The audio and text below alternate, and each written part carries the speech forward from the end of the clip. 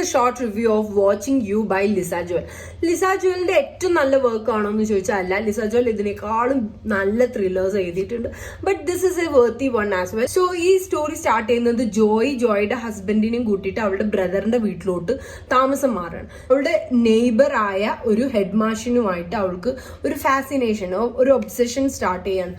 ആ ഒരു ലൊക്കാലിറ്റിയിലുള്ള ആൾക്കാരുടെ ഒരുപാട് പേരുടെ പോയിന്റ് ഓഫ് വ്യൂ നമുക്ക് കിട്ടുന്നുണ്ട്.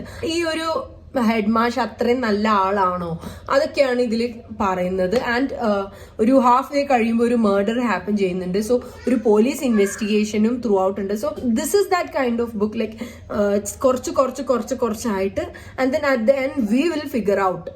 എല്ലാം കൂടി നമ്മൾ തന്നെ കൂട്ടി വായിക്കുന്ന ഒരു ടൈപ്പ് ഓഫ് ബുക്കാണ്.